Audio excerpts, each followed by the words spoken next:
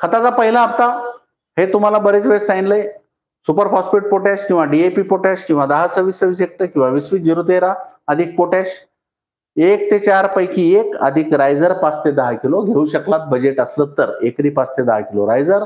दुसरा हप्ता बऱ्याच शेतकऱ्यांचा पहिला झालाय त्यामुळे दुसरा युरिया अर्धी ते 1 बॅग.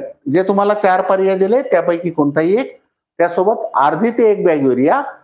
जर तुम्हाला ड्रेंचिंग नसेल करायचं तर सल्फाबूस्ट 1.5 ते 2 किलो टाका याच्यात आणि रायझरची 5 ते 10 किलो टाका. खताच्या डोसमध्ये ड्रेंचिंग नाही करायचं तर खताच्या डोसमध्ये सुद्धा तुम्ही करू शकता.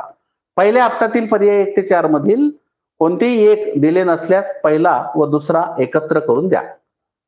पहिला हप्ता जर दिलाच नाही आणि तुम्हाला साधारणतः 50, 40, 45 दिवस झाले कापसाला, दोन्ही एकत्र करा आणि देऊन द्या. त्यासोबत काय टाकायचं? सल्फाबूस्ट रायझर. जर ड्रेंचिंग करायचं नसेल तर मग या खतासोबत द्या. ठिबकद्वारे विद्रव्य खतं द्यायची बऱ्याच शेतकऱ्यांची मागणी होती. सुरुवातीला तुम्हाला डी-ए-पी आणि पोटॅश एकरी 1-1 बॅग टाकावं लागेल. किंवा सुरुवातीला नसेल टाकली तर आता टाकून द्या ताबडतोब. आणि मग असं 10-10 दिवसानं 20 दिवसानं काय द्यायचं? युरिया 10 हे सगळ्यात कमी खर्चाचा फर्टिगेशन चार्ट आहे. याच्यापेक्षा स्वस्त कोणताच फर्टिगेशन चार्ट होऊ शकत नाही तुमचा. याच्यावर आम्ही 5 वर्ष संशोधन केलेलं आहे. युरिया 10 किलो 20 दिवसाला 20 चे 15 होईल 25 होईल चालेल. 4-5 दिवस मागं पुढं चालेल. युरिया 10 किलो 1261 7 किलो पांढरा पोटॅश 5 किलो.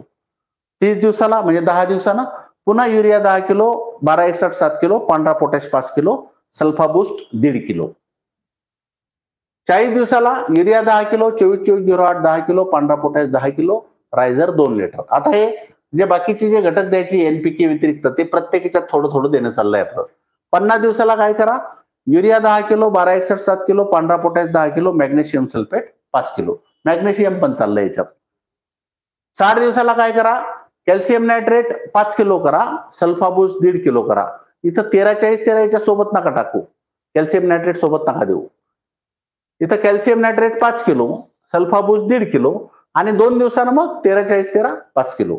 हे 60 दिवसापर्यंत तुम्हाला फर्टिगेशन ड्रीपद्वारे ठिबकद्वारे द्यायचे फर्टिगेशन.